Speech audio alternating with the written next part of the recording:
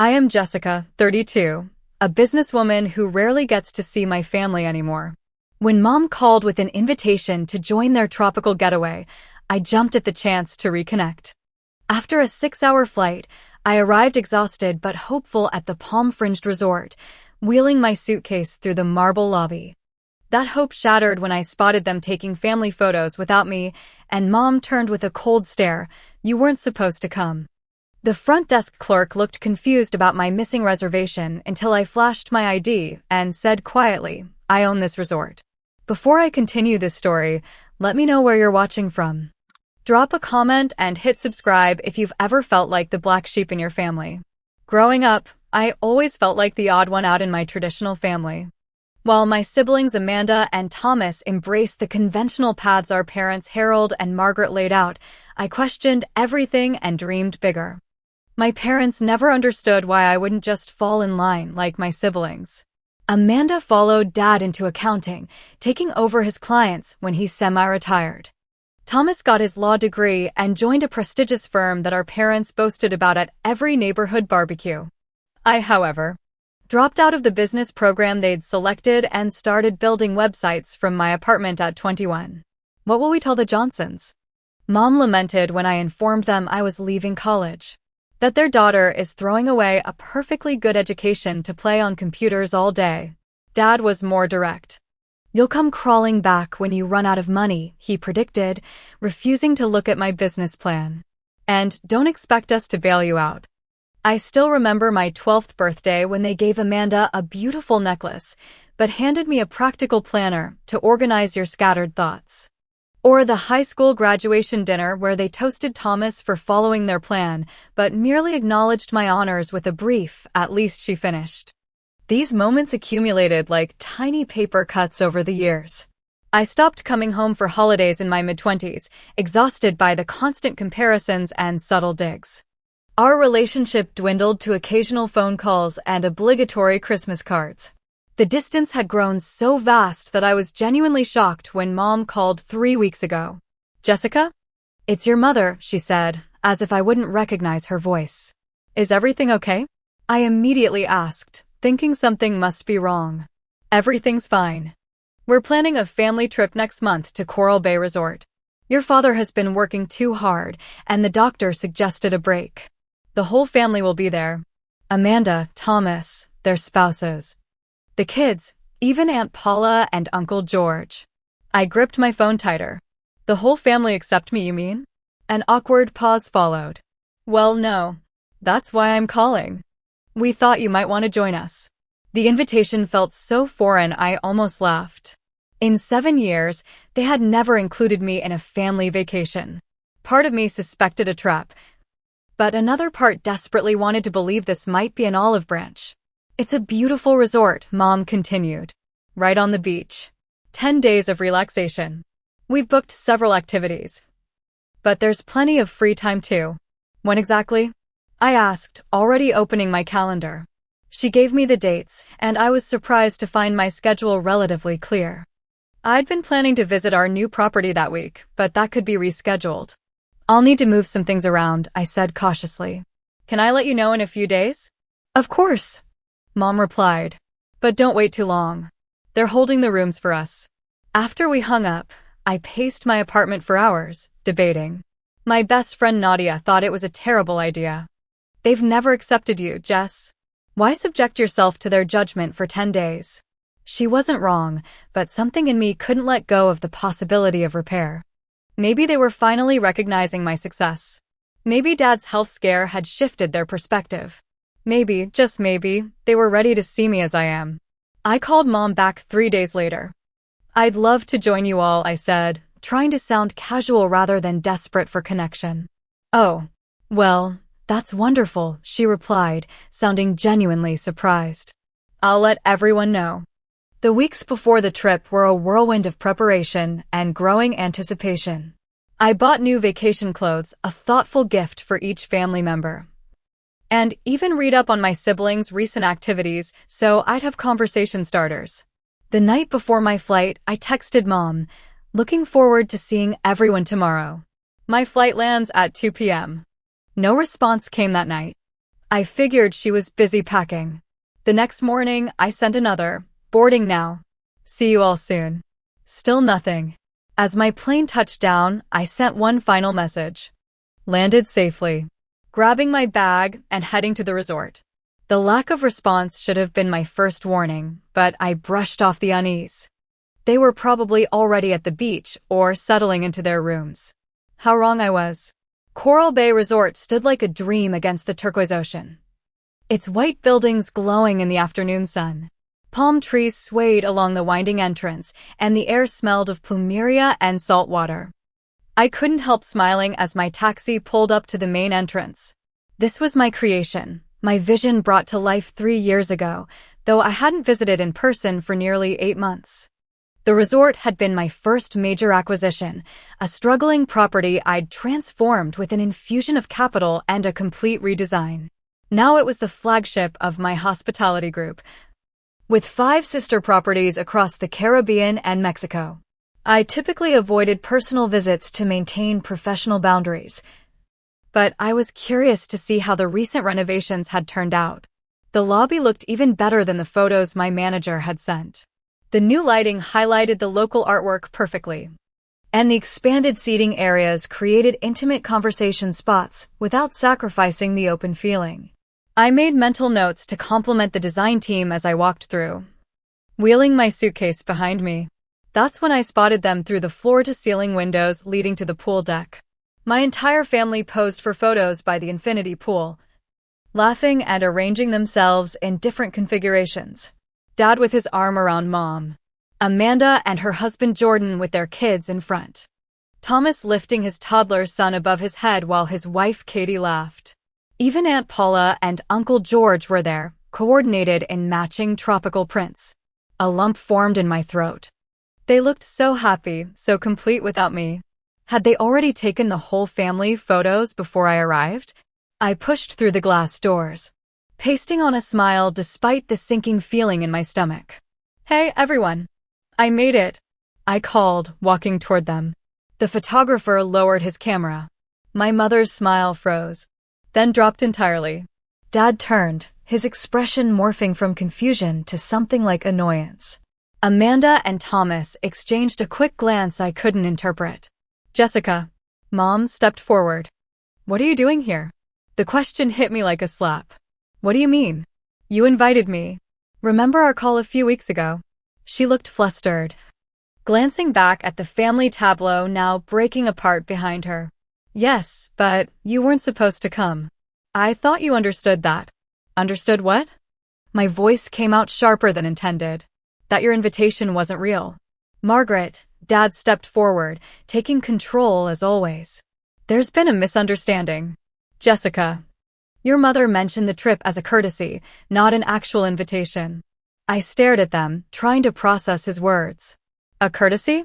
Mom specifically said you were holding rooms and asked me to confirm within a few days. I did that. I told her I was coming. Mom twisted her hands together. I didn't think you'd actually want to come. You never join family events anymore. Because you stopped inviting me. The hurt was transforming into anger. I can't believe this. Thomas approached, his lawyer face on. Look, Jess, it's not a big deal. We can figure something out. Figure what out? Whether I'm welcome at a family vacation I was explicitly invited to. By now, other resort guests were watching our confrontation with undisguised interest. Amanda herded her children inside, whispering something to her husband who nodded and followed. Let's discuss this at reception, Dad said firmly, always concerned with appearances. I followed them back inside, pulse pounding in my ears. The front desk manager, a woman named Paula I'd hired personally, smiled as we approached. How can I help you all today? She asked cheerfully. Dad took the lead. There seems to be a misunderstanding with our booking. We need to add another room for our daughter. Paula typed on her computer. I'm looking at the Reynolds family booking. I don't see any notes about an additional room. Let me check our availability. After a moment, her smile faltered. I'm so sorry, but we're completely booked for the next week. There's a medical conference in addition to our regular guests. That's ridiculous, Dad snapped. This is a massive resort. You must have something. I stood silently, watching the situation unfold. I could have intervened immediately, revealed my ownership, and demanded the presidential suite. But something held me back. Perhaps I wanted to see how they would handle this problem they clearly didn't want to solve. Harold, please, Mom touched his arm. It's not her fault. She turned to me with a tight smile. Jessica, maybe you could find a hotel nearby? We'd still see you for dinners and activities. I couldn't believe what I was hearing. After I'd rearranged my schedule, spent hundreds on last-minute flights, and traveled 6 hours to get here, they wanted me to stay somewhere else? I think there's been a miscommunication, I said carefully. Paula, would you check again under my name? Paula looked confused, but turned back to her computer. Your name, ma'am? I was about to reveal my identity when Thomas interrupted. This is ridiculous, Jess. Just admit you made a mistake and find another hotel. I made a mistake? I repeated incredulously. We can continue this discussion privately, Dad said through clenched teeth. At that moment, the general manager Brian appeared, likely alerted by the growing tension at the front desk. He didn't recognize me either, having been hired after my last visit. Is there a problem I can help with? He asked professionally. Paula explained the situation. Brian frowned thoughtfully. While we don't have any guest rooms available, we do have comfortable staff accommodations in the East Wing that aren't currently occupied. It wouldn't be our usual standard, but it would allow the family to stay together. I almost laughed at the irony. The owner of the resort being offered staff quarters. That would be acceptable for tonight, I said before my family could object. Thank you. Mom looked relieved to have the awkward situation partially resolved. Well, that's settled then.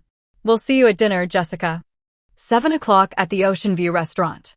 With that, they turned and walked away, not even offering to help with my luggage or show me to my temporary room. Brian personally escorted me to the staff wing, apologizing profusely for the inconvenience. It's absolutely no problem, I assured him, deciding to maintain my anonymity a little longer. I appreciate your creative solution. The staff quarters were simple but clean. As I unpacked my suitcase, the reality of the situation sank in. My family hadn't wanted me here. The invitation had been empty words, perhaps even a setup to later criticize me for never making an effort. I sat on the narrow bed, wondering if I should just book a flight home tomorrow. But something rebellious inside me refused to give them the satisfaction. They might not want me here, but I wasn't going to let them chase me away from my own resort. Tomorrow would certainly bring more confrontation, but for tonight, I needed rest. As I drifted off to sleep in the humble staff room, I couldn't help appreciating the cosmic joke of the situation. If only they knew. The next morning, I woke early and went for a run along the beach. The resort looked magnificent in the dawn light, and despite my family situation, I felt a surge of pride seeing guests already enjoying breakfast on the oceanfront terrace. My vision, my hard work made tangible. I showered in the basic staff bathroom and put on a sundress and sandals, mentally preparing for the day ahead. I had decided to join the family breakfast as if nothing unusual had happened. After all, I was supposedly here to reconnect. The buffet area was buzzing with activity when I arrived. I spotted my family at a large table near the windows. Amanda's kids were demolishing plates of pancakes while the adults sipped coffee. I took a deep breath and approached. Good morning, everyone, I said with forced cheerfulness. Aunt Paula was the only one who seemed genuinely pleased to see me. Jessica, dear, come sit by me. How was your room? Fine, thank you. I took the empty chair beside her, noticing how my mother shifted slightly away. Did you sleep well in the servants' quarters? Thomas asked with a smirk. Staff accommodations, I corrected him. And yes, I did. The bed was quite comfortable. Mom passed me the coffee carafe without meeting my eyes. We're going snorkeling at 10. The resort arranged a private boat. That sounds fun, I said, helping myself to fresh fruit from the buffet platter. I'd love to join. An uncomfortable silence fell over the table. Dad cleared his throat. Jessica, we booked these activities months ago for a specific number of people. The boat can only accommodate the original party. I set down my fork. Are you seriously telling me I can't come snorkeling with my family? It's not that we don't want you to come, Amanda interjected unconvincingly. It's just logistics. Logistics. I repeated flatly. I see. You could spend the day at the spa, Mom suggested brightly. I heard it's wonderful. Yes, I know it's wonderful. I designed the treatment menu myself. I thought but didn't say. Instead, I smiled tightly. Perhaps I will. As they discussed their plans for the day, deliberately avoiding eye contact with me, I sipped my coffee and observed. Amanda's husband Jordan kept checking his phone under the table. Katie, Thomas's wife, was teaching their toddler to stack creamers. Aunt Paula tried valiantly to include me in the conversation, but her efforts were undermined by my mother's constant interruptions. After breakfast, the family dispersed to prepare for their excursion. I lingered at the table, feeling increasingly certain that coming here had been a mistake.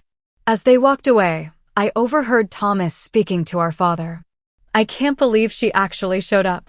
Doesn't she realize when she's not wanted? Dad's response was too quiet to catch, but his dismissive hand gesture said enough. I sat alone, stung by the casual cruelty. This wasn't new behavior. But somehow I'd convinced myself things would be different this time. The patterns established in childhood were playing out exactly as they always had.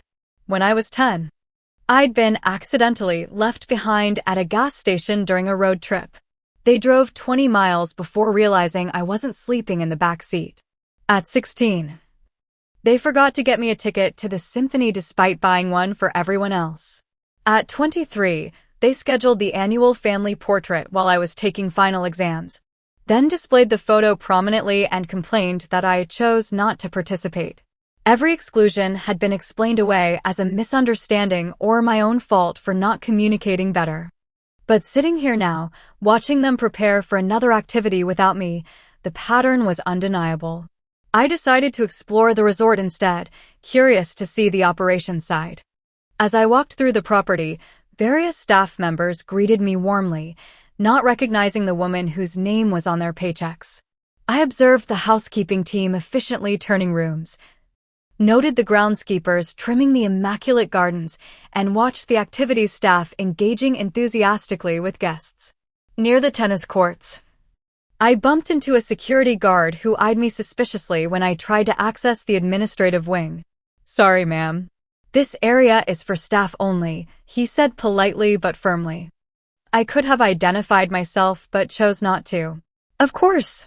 My mistake. As I turned away, I noticed my mother and sister approaching the spa, deep in conversation. I ducked behind a palm tree, not ready for another confrontation. Their voices carried in the morning air. I still don't understand why you called her in the first place, Amanda was saying. You knew she'd make everything awkward. I didn't think she'd actually come, Mom replied defensively. She's always so busy with that internet business of hers. I just mentioned it so she couldn't complain later about being excluded. Well, now we're stuck with her for 10 days. Thomas is furious. We'll manage, Mom sighed. Just try to be civil. Your father doesn't need the stress. Their voices faded as they entered the spa building. I leaned against the palm tree, their words echoing in my head. So that was it. The invitation had been extended with the expectation that I would decline, giving them the moral high ground while maintaining the status quo of my exclusion. I pulled out my phone and called my assistant, Zoe. Jessica? Aren't you supposed to be on vacation? She answered, sounding surprised. I am, actually. At Coral Bay. Our Coral Bay? I thought you were joining your family somewhere. Turns out it's the same place. And they have no idea I own it. You're kidding. Zoe laughed. That's either the universe's best joke or worst coincidence. Tell me about it. I filled her in on the situation. So, what are you going to do? She asked when I finished. Book the next flight out? I considered it for a moment. No, I'm not running away this time. That's my boss. Need me to send anything? Documents proving ownership? Embarrassing family photos to display in the lobby. I laughed to spite myself. No need for psychological warfare just yet. But I might need your help with something else later. After hanging up, I headed to the beach to think. The morning sun was warm on my skin as I walked along the shore, processing my emotions. Part of me wanted to confront them immediately, to demand answers about why they'd invited me only to reject me again. Another part wanted to reveal my ownership dramatically, to see the shock on their faces when they realized whose hospitality they'd been enjoying. But neither approach felt right. This pattern had persisted for decades, and a simple confrontation wouldn't fix it. I needed to understand what was really happening here before deciding how to respond. I spent the afternoon observing from a distance as my family returned from their snorkeling trip, excited and sunburned. They had lunch without me, played beach volleyball without me, and took more photos without me. Not once did anyone text to see where I was or invite me to join them. That evening, I changed into a simple black dress for dinner, determined to maintain my composure despite the growing knot of hurt and anger in my chest. When I arrived at the restaurant, they were already seated at a large table overlooking the ocean. Thomas saw me first, whispering something to Dad, who frowned and shook his head. I approached with my head high. "Is this seat taken?" I asked, indicating the empty chair between Aunt Paula and Amanda's 9-year-old daughter Lily. "It's all yours," Aunt Paula said warmly, patting the chair. Lily and I were just discussing which dessert looks best. I sat down, feeling my mother's disapproving gaze from across the table. The conversation flowed around me, carefully structured to exclude topics I could contribute to. When I mentioned my recent trip to Japan, Mom quickly changed the subject to Thomas's promotion. When I complimented the resort's design, Dad launched into a story about a hotel he'd stayed at in 1985. As dessert was served, a security guard approached our table and whispered something to the restaurant manager, who looked in my direction with concern. He came over immediately. "Excuse me, ma'am," he said quietly. "Could I speak with you for a moment?" I excused myself and followed him to the entrance. "I apologize for the interruption," he said nervously, "but security reported someone matching your description attempting to access restricted areas earlier today. We take security very seriously at Coral Bay, and I wanted to verify your identity." I almost laughed. I was being security checked at my own resort. "I understand completely," I said. "I was just exploring. I'm interested in architecture and design." He seemed relieved. "Of course. Please enjoy the rest of your evening." When I returned to the table, my mother was watching me suspiciously. "What was that about?" she asked. "Nothing important," I replied, taking a bite of chocolate mousse. "Just a mix-up."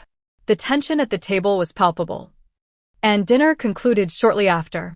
As everyone prepared to leave, Dad cleared his throat. "We have an early start tomorrow. Glass-bottom boat tour at 8.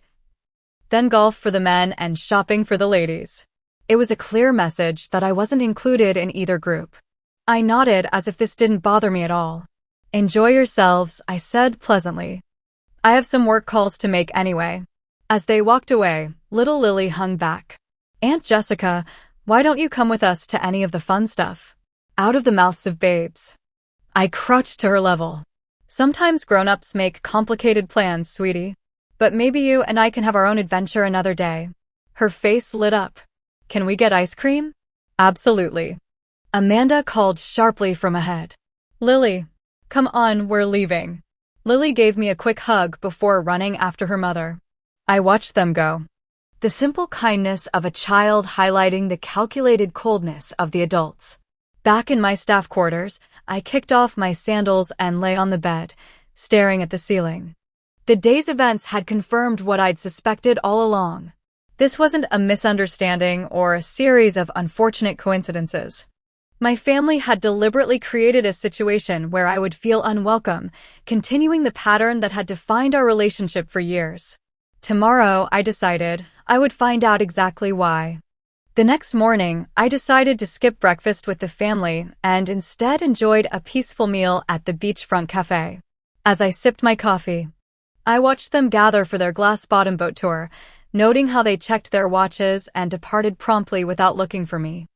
I wasn't just going to sit around feeling sorry for myself anymore. It was time to investigate what was really happening here.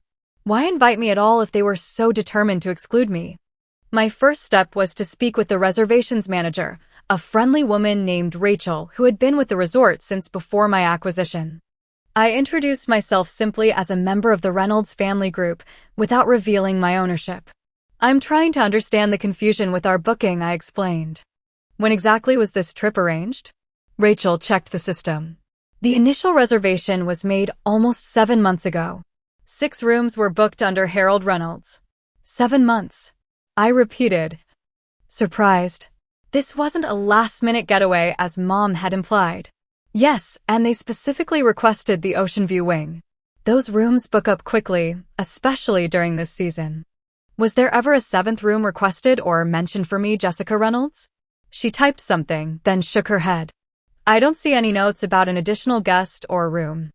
The booking has been consistent for 6 rooms since the initial reservation. So they had never intended to include me. The invitation was extended 3 weeks ago. But the trip had been planned for 7 months, with no accommodation for me. This wasn't a misunderstanding, it was deliberate deception.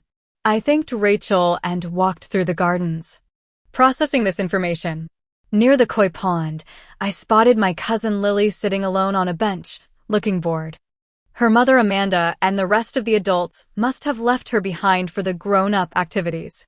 Hey there, I said, sitting beside her. Not into golf or shopping? She shook her head. Mom said I'm too little for golf and shopping is boring. Want that ice cream we talked about? Her face lit up. Yes, please. Over double scoops at the resort's ice cream parlor. Lily proved to be a fountain of unfiltered information. Mommy and Daddy were fighting about you last night, she said between licks of chocolate chip. Daddy said it was mean not to tell you about the trip, but Mommy said you're always showing off and making everyone feel bad. I tried to keep my expression neutral. Showing off how? About your job and your money and stuff. Lily shrugged. Uncle Thomas said you think you're better than everyone because you live in a fancy apartment and travel all the time. I see. I said quietly. Do you know why they invited me if they feel that way? Lily's next words hit me like a bucket of ice water. They didn't want to invite you.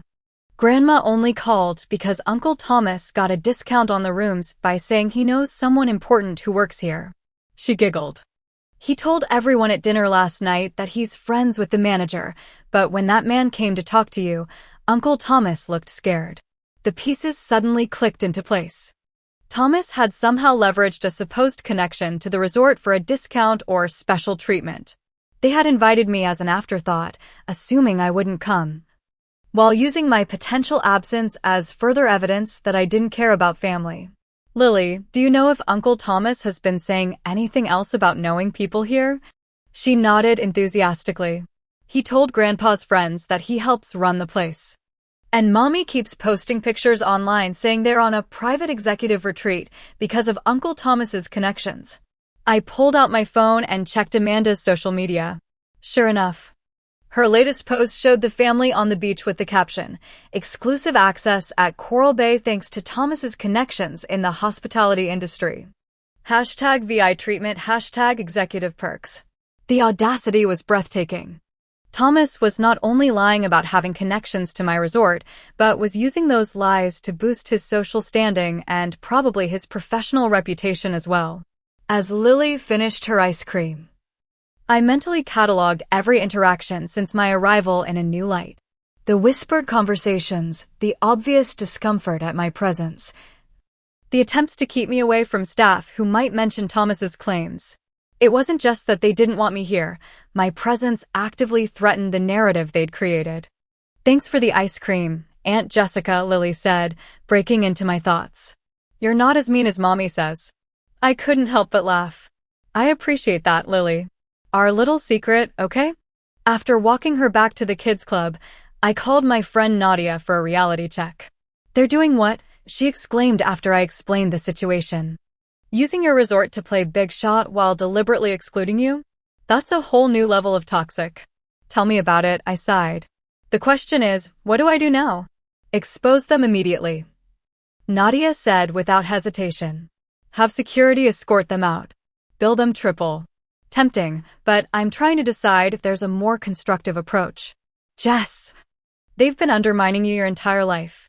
At some point, you have to stand up for yourself. I know. I watched a young couple stroll hand in hand along the beach. But I want to be strategic about this.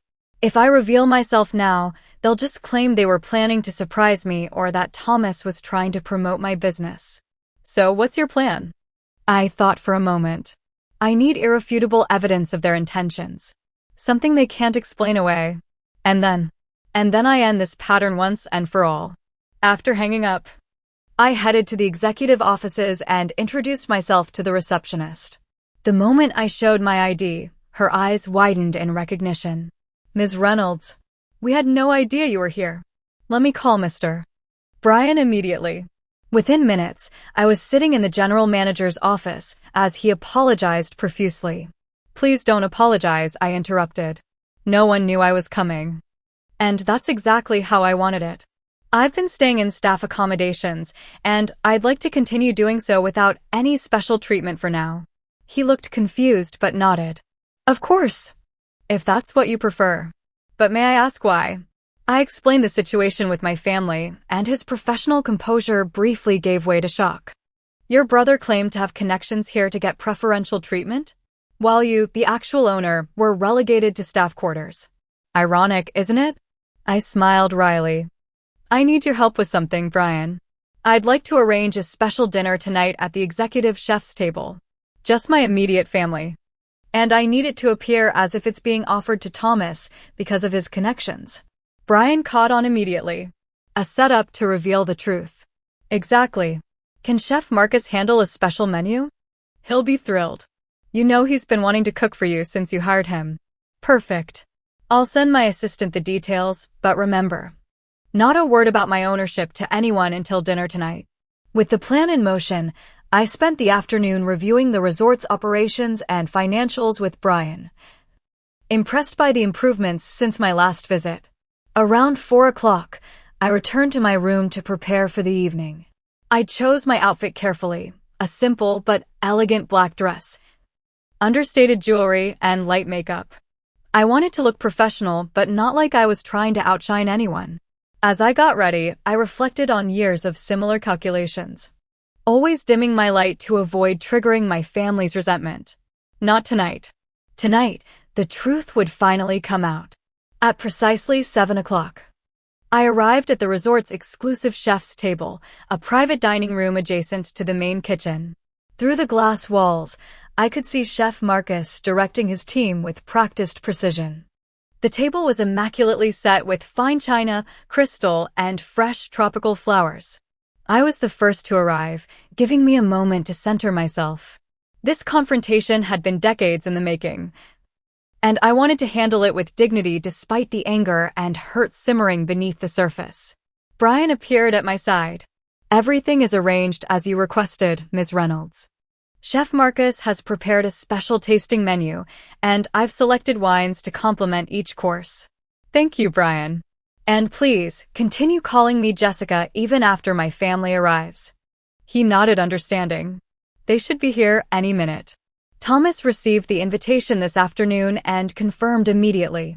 Right on cue, I heard my family's voices approaching. Thomas entered first, chest puffed with importance, followed by my parents, Amanda and her husband, and Thomas's wife, Katie. Their animated conversation died as they spotted me already seated at the table. Jessica. Dad frowned. What are you doing here? Before I could answer, Brian stepped forward with a professional smile. Good evening, Reynolds family. Welcome to our executive chef's table experience. We're delighted to host you for this special dinner. Thomas recovered quickly, extending his hand. Brian, thanks for arranging this. I mentioned to your assistant that we'd love a behind-the-scenes experience. I suppressed a smile as Brian shook his hand with perfect professionalism. Of course, Mr. Reynolds. We're always happy to accommodate our special guests. Please, everyone take a seat. Chef Marcus will be out shortly to explain tonight's menu. My mother glanced at me suspiciously as she sat down. Jessica, how did you know about this dinner? I received the same invitation you did, I replied smoothly. Wasn't that thoughtful of Thomas to include me? Thomas's smile tightened. Of course. Your family, after all. Chef Marcus emerged from the kitchen then, saving Thomas from further explanation. Good evening, everyone. I've prepared a 7-course tasting menu showcasing local ingredients and international techniques. We'll begin with a champagne toast. Servers appeared with flutes of champagne, distributing them to each of us. My father raised his glass. To family, he said pointedly, and to Thomas for arranging this wonderful experience. Yes, how exactly did you arrange this, Thomas? I asked innocently. I wasn't aware you had connections at Coral Bay. He took a sip of champagne before answering. Just professional networking. Nothing special. Don't be modest. Amanda interjected. Thomas knows all sorts of important people. He's been handling legal work for several resort properties. Is that so? I turned to Brian, who was standing discreetly nearby. Brian, has Thomas done legal work for Coral Bay? Brian's expression remained neutral. Not to my knowledge, Ms. Reynolds. Thomas coughed slightly. Not directly for Coral Bay. A parent company. I believe. The first course arrived, temporarily diverting attention. Chef Marcus described the delicate seafood creation while we listened appreciatively. As we began eating, my mother turned to me. Jessica, the resort found you proper accommodations, I hope? This staff room situation is rather embarrassing.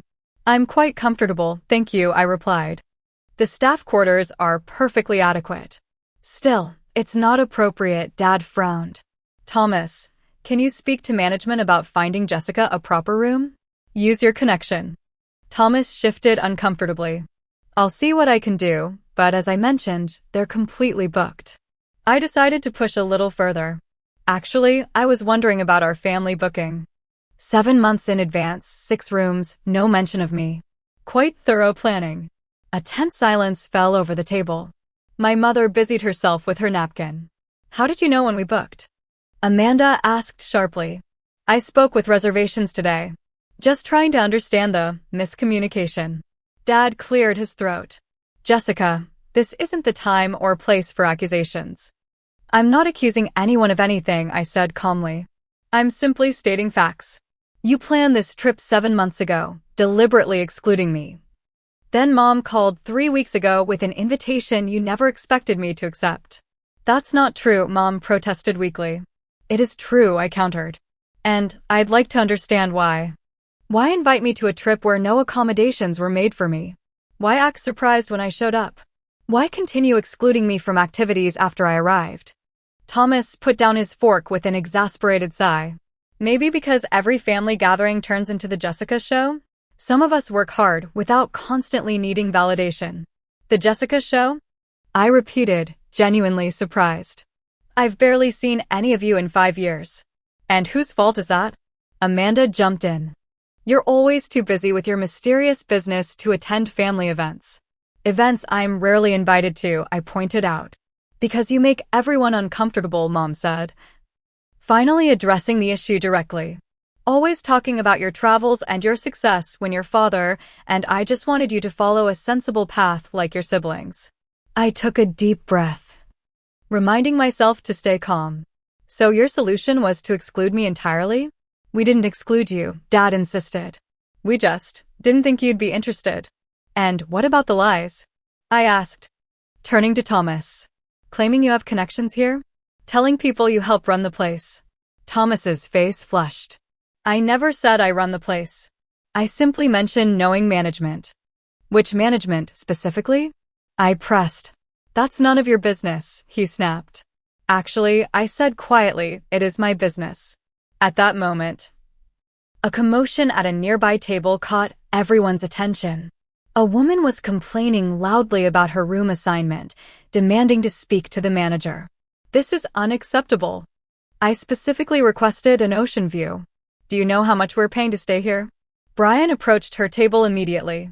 I apologize for any inconvenience, ma'am. Let me see what I can do. Don't give me that. I want to speak to the owner. My husband and I golf with the Hendersons who know the owner personally. Brian glanced in my direction, silently asking permission. I gave a slight nod. Ma'am, he said loudly enough for my family to hear, I'm afraid the owner is currently having a private dinner and cannot be disturbed. However, I have full authority to resolve your issue. My mother frowned. The owner is here? Thomas, do you know them? Thomas tugged at his collar. We've met briefly.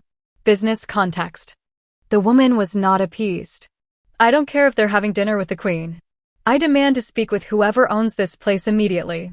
Brian maintained his professional composure. Ma'am, I assure you that Ms. Reynolds takes guest satisfaction very seriously, but she has explicitly asked not to be disturbed during her family dinner. A stunned silence fell over our table. 5 pairs of eyes turned to me in slow motion, expressions ranging from confusion to dawning horror. Ms. Reynolds, my father repeated slowly. I smiled and dabbed my napkin at the corner of my mouth. Yes, Dad. What is he talking about? Mom asked, her voice barely audible. I believe Brian is referring to the fact that I own Coral Bay Resort, I said calmly, along with 5 other properties in our hospitality group. Thomas laughed nervously. That's ridiculous. You build websites or something. I started with web design, yes. That grew into digital marketing, then e-commerce consulting. I invested my profits in distressed properties, beginning with Coral Bay 3 years ago. I turned to Brian. Would you mind bringing my credentials? They should be in your office. Brian nodded and left quickly. The silence at our table was deafening. This is a joke, Amanda finally said. Some elaborate prank to embarrass us. Why would I joke about this? I asked quietly. To make us look foolish. Thomas snapped. To upstage everyone as usual. By pretending to own the resort where we're staying? I raised an eyebrow. That would be an oddly specific and easily disproven lie. Don't you think? Brian returned with a folder, which he handed to me. I removed my resort ID, ownership documents, and recent executive reports, placing them on the table. This is Coral Bay's latest financial statement, I said, sliding it toward my father, the accountant. You'll notice my signature at the bottom. And this is the deed of ownership. Transferred to my holding company 3 years ago. Dad picked up the papers with trembling hands, adjusting his reading glasses. His face paled as he scanned the documents. This is legitimate, he said finally, looking up at me as if seeing me for the first time. Of course it is, I replied. Why would I lie about something so easily verified? Thomas grabbed the papers from Dad, frantically searching for some discrepancy. Finding none, he threw them down. So what? You bought a resort. That doesn't change anything. It changes your story about having connections here. I pointed out. Unless you meant your connection to me, which would be ironic considering how hard you've worked to exclude me. My mother had not spoken, her face frozen in shock. Around us, the restaurant continued to function normally, but nearby tables had noticed the tension at our private dining room. Why didn't you tell us? Dad finally asked. Tell you what? That I was building a successful business? I tried many times. You weren't interested. You dismissed my work as playing on computers and predicted I would fail. We were trying to protect you, Mom said weakly. From what? Success? Independence? I built this, I gestured around us, without any support or encouragement from my family. And when I finally joined a family vacation, at your invitation, I discovered it was just another opportunity to make me feel unwelcome. Amanda looked close to tears. We didn't know. How could we know you own this place? That's not the point, I said firmly. You shouldn't need to know I'm successful to treat me with basic respect and inclusion. Thomas was still processing, his lawyer mind calculating angles. If you own this place, why did you stay in staff quarters? Why the charade? I was curious to see how my family would treat me when they thought I had nothing to offer them. Now I know. The weight of this statement hung in the air. Chef Marcus, sensing the tension, approached with the next course, explaining the dish in detail. No one responded, still too shocked by the revelation. As the servers placed our plates, I noticed resort guests at nearby tables whispering and pointing. Word was spreading that the owner was in residence. I think, my father said carefully after the chef departed, that there have been misunderstandings on all sides. No, Dad, I replied evenly. No misunderstandings. You and Mom invited me to a family vacation where no accommodations were made for me. When I arrived, you suggested I stay elsewhere. You excluded me from activities. You took family photos without me. These are conscious choices, not misunderstandings. But we didn't know you owned the resort, Amanda protested, as if this changed everything. And that makes your behavior acceptable? I asked. Would you treat a stranger this way? A colleague? A friend? Why is it only family you feel entitled to exclude and dismiss? No one had an answer. We ate in uncomfortable silence for several minutes. Finally, my mother spoke. Jessica, I don't know what to say. You could start with an apology, I suggested. She looked genuinely confused. For what? And there it was. Even faced with irrefutable evidence of their behavior, they couldn't see what they had done wrong. In their minds. The only problem was that they hadn't known I was successful enough to be worth including. I placed my napkin on the table and stood. Thank you, Chef Marcus, for the excellent meal. Unfortunately, I need to attend to some resort business. Please enjoy the rest of your dinner. As I walked away, I heard Thomas call after me, Jessica, wait. We should talk about potential collaborations between my firm and your properties. I didn't look back. I spent the remainder of the evening in the resort's administrative offices, catching up on actual work to distract myself from the emotional turmoil. Around midnight, I finally returned to my staff quarters, choosing to remain there rather than move to the owner's suite. Something about the humble surroundings felt grounding after the evening's drama. Sleep eluded me as I replayed the dinner confrontation in my mind. Their faces when Brian had inadvertently revealed my ownership. The quick calculations I could practically see running behind their eyes. The immediate pivot from exclusion to opportunism. Thomas's shameless suggestion of collaborations still rang in my ears. My phone buzzed with messages I wasn't ready to read.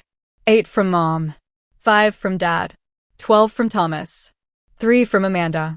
Even 1 from Aunt Paula, the only one I considered opening.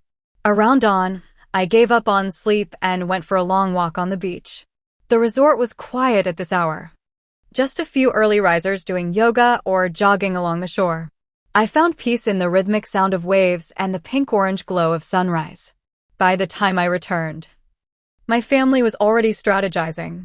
Brian met me at the staff entrance, looking uncomfortable. Your mother has been asking for you at the front desk, he reported. She wanted to know if we could arrange a private family brunch in the owner's suite. I nearly laughed at the audacity. And what did you tell her? That I would need to check with you directly. Thank you, Brian. Please inform her that I have meetings scheduled this morning, but will be available to speak with them at 2 o'clock in the main conference room. I spent the morning reviewing operations with department heads, genuinely interested in their insights and suggestions. Around noon, I received a text from Nadia. How did the big reveal go? Are they properly humiliated? Should I send champagne or tissues? I smiled despite everything. Mixed results. They're in shock, but already plotting how to benefit from the connection. Family meeting at 2. Wish me strength. You don't need luck. You own the place, remember? Kick them out if they misbehave. At 1:45, I made my way to the conference room, pausing briefly to collect myself before entering. My family was already seated around the large table, an impressive spread of fruit, pastries, and coffee arranged in the center. They fell silent when I walked in. Mom rose immediately. Jessica, darling. We were so worried when you disappeared last night. Her sudden warmth was jarring after days of coldness. I kept my expression neutral as I took a seat at the head of the table. I had resort business to attend to, I said simply. Of course. Dad nodded energetically. Very impressive operation you've built here. The financials look excellent based on what I saw last night. Thomas leaned forward eagerly. Jess, I've been thinking about ways my firm could help streamline your legal processes. We have extensive experience in hospitality law. Amanda jumped in. And Jordan's marketing agency could do amazing things with your brand presence. We should talk about a family discount. I held up my hand to stop the flood of opportunistic offers. I didn't call this meeting to discuss business arrangements. Their smiles faltered slightly. Mom recovered first. No, of course not. We want to celebrate your success. Why didn't you tell us about all this? We're so proud. Are you? I asked quietly. You weren't proud yesterday when you thought I was just a web designer. You weren't proud when you excluded me from family photos and activities. You weren't proud when you suggested I find another hotel because no room was booked for me. That was before we knew. Dad protested. Exactly my point. Your treatment of me shouldn't depend on what I can do for you or how impressive my achievements are. Mom looked genuinely confused. But this changes everything. Our daughter owns a resort chain. It changes nothing, I countered. I'm the same person I was 3 days ago. The only difference is now you see value in associating with me. Thomas scoffed. You're making this into a bigger deal than it is. So we had a misunderstanding about the room. Water under the bridge. It wasn't a misunderstanding, I said firmly. You deliberately excluded me. Then created a narrative where it was somehow my fault for showing up when invited. We thought you were too busy, Amanda insisted. You're always working. Yet you're suddenly not concerned about interrupting my work now that you know what that work entails. I looked around the table. Do you understand how hurtful this pattern has been? My entire life, I've been treated as less valuable than my siblings because I chose a different path. Mom reached for my hand, which I subtly moved away. Darling, we never meant to hurt you. We just didn't understand your choices. You never tried to understand, I corrected her. And now that those choices have resulted in success you recognize, suddenly you're interested. Dad shifted uncomfortably. Perhaps we were too traditional in our thinking. We wanted security for you, a clear path. I created my own security and my own path. Without support. Without encouragement, often against active discouragement from my family. The room fell silent. For perhaps the first time, they were actually listening to me. What do you want from us, Jessica? Dad finally asked. It was a surprisingly direct question, and I appreciated it. I want acknowledgement of the pattern. I want genuine apologies, not excuses. And I want change going forward. Thomas rolled his eyes. Always so dramatic. Is it dramatic to want basic respect from my family? Amanda's husband Jordan, who had been silent until now, cleared his throat. For what it's worth. I think Jessica's right. The way you all talked about her before we knew about the resort was pretty harsh. Amanda shot him a betrayed look, but he continued. It's true, Amanda. Remember what you said at breakfast yesterday? That she was probably just here to show off? That wasn't fair. I nodded gratefully to Jordan, surprised by the unexpected support. Mom dabbed at her eyes with a napkin. Jessica, if we've made you feel unwelcome, I'm truly sorry. That was never our intention. It was a start, though the if qualification undermined the apology. Dad reached for Mom's hand. We may have been set in our ways, he admitted. Seeing success only through certain defined paths. Clearly, we were wrong about your choices. This isn't about being right or wrong about my career, I explained. It's about how you treat me as a person, as your daughter and sister, regardless of my accomplishments. Thomas was still defensive. So we're supposed to just pretend the last few days didn't happen? That you didn't deliberately hide your ownership to make us look foolish? I didn't reveal my ownership initially because I was curious how you would treat me without knowing. You all confirmed my worst expectations. And now you're punishing us, he accused. No, Thomas. I'm asking for accountability. There's a difference. The conversation continued for nearly 2 hours, cycling through defense, accusation, tentative apology, and occasional moments of genuine reflection. Progress was minimal but present. Mom acknowledged that the invitation had been disingenuous. Dad admitted to dismissing my career choices without understanding them. Amanda apologized for the exclusionary activities, though insisted it hadn't been intentional. Thomas remained largely defensive, unwilling to acknowledge any wrongdoing. His wife Katie, however, pulled me aside as the meeting concluded. I've always thought you got a raw deal from the family, she said quietly. For what it's worth, I admire what you've built here. It was a small moment of validation, but it meant something. As everyone prepared to leave, I made one final statement. I came on this trip hoping to reconnect with my family. That desire hasn't changed. But reconnection has to be built on mutual respect, not conditional acceptance based on what I can offer you. Dad nodded slowly. We hear you, Jessica. We have a lot to think about. In the meantime, I added, you're welcome to continue your vacation. I've arranged proper accommodations for myself. And I won't disrupt your planned activities. If you'd like to include me in anything, the invitation would be appreciated, but not expected. With that, I left them to process our conversation. As I walked through the resort toward my newly prepared suite, I felt lighter somehow. The confrontation had been difficult but necessary, decades overdue. That evening, I dined alone at a small table overlooking the ocean, reflecting on the day's events. My phone vibrated with a text from Lily. "Mommy says you own this whole place. Can I see where you work tomorrow?" I smiled and replied, "Absolutely. Ice cream included." It wasn't resolution, but it was a start. The remaining days of the family vacation unfolded in a strange new pattern. The initial shock of my revelation gave way to an awkward dance of tentative inclusion and lingering resentment. My parents made visible efforts to include me, extending almost painfully formal invitations to join their activities. Amanda oscillated between overcompensation and reversion to old patterns. Thomas maintained a cool distance, speaking to me only when necessary. I accepted some invitations and declined others, balancing family time with genuine resort business. When I joined them for snorkeling or dinner, the conversation remained superficial but civil. Progress, however small, was still progress. The most genuine connections came from unexpected places. Lily and I developed a special bond, her innocent curiosity about my work providing a welcome respite from the complex adult dynamics. Aunt Paula sought me out for long walks on the beach, offering the motherly warmth my own mother struggled to provide. Katie and Jordan, the in-laws with less emotional baggage, became unlikely allies.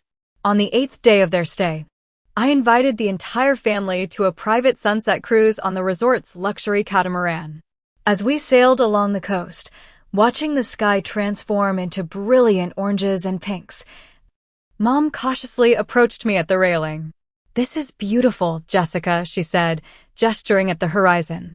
"You've created something truly special here." "Thank you," I replied, appreciating the genuine admiration in her voice. "I've been thinking a lot about what you said." She gripped the railing, eyes fixed on the distant shore.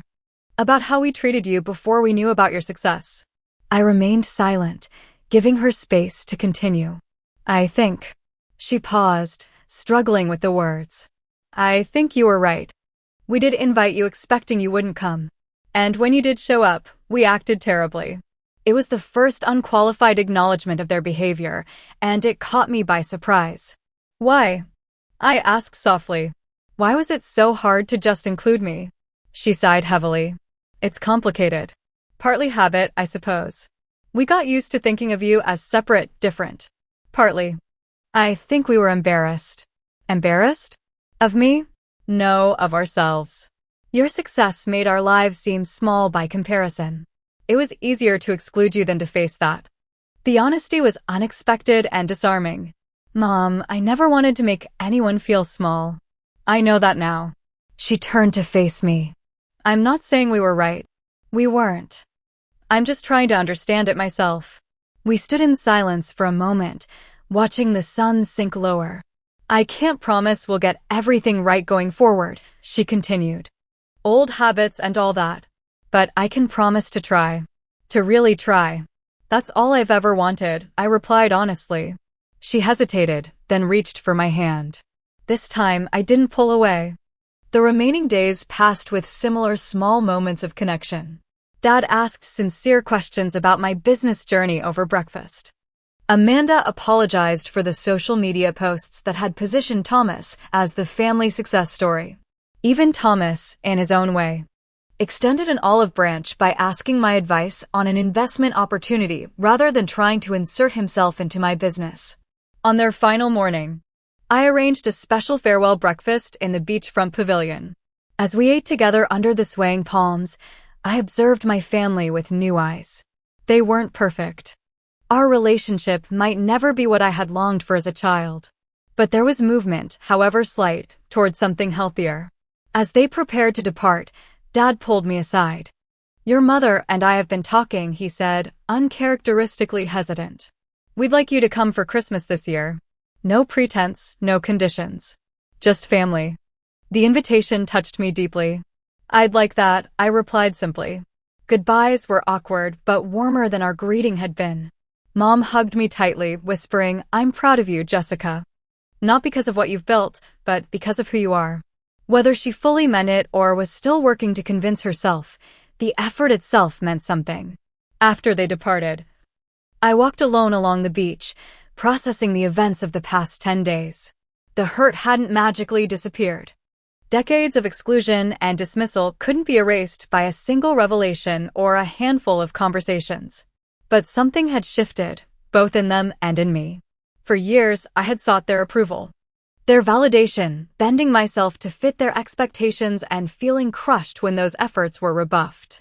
Somewhere along the way, I had stopped seeking external approval and built a life that fulfilled me on my own terms. That journey had led me here, to this moment of clarity. My worth had never depended on their recognition. My happiness had never required their approval. I had built a successful business, created beautiful spaces for others to enjoy, developed meaningful friendships, and found purpose in my work. All without the family support I had craved. In the months that followed our confrontation at Coral Bay, our family dynamic continued its slow transformation. Christmas was stilted but sincere. Birthday calls became more regular. Mom occasionally sent articles about the hospitality industry with notes like, "Thought of you when I saw this." The most profound change, however, was within me. I no longer measured my value through their eyes. I no longer felt diminished by their inability to see me clearly. I had found freedom and authenticity in being exactly who I was without apology or explanation. The family trip that began with exclusion had ultimately led to a different kind of inclusion. Not based on accommodation or acceptance from others, but on my own self-acceptance. That was the lesson I carried forward, the gift hidden within the painful experience. Sometimes the most important room you need isn't the one your family books for you, but the space you create within yourself for self-worth and peace. Have you ever had to stand up to your family to be seen for who you truly are?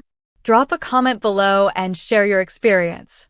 This journey has taught me that our worth isn't determined by others' validation, and I'd love to hear how you've learned similar lessons. Don't forget to like this video if it resonated with you. Subscribe for more stories of personal growth and share with someone who might need to hear this message today. Thank you for listening, and remember, you deserve respect and recognition just as you are.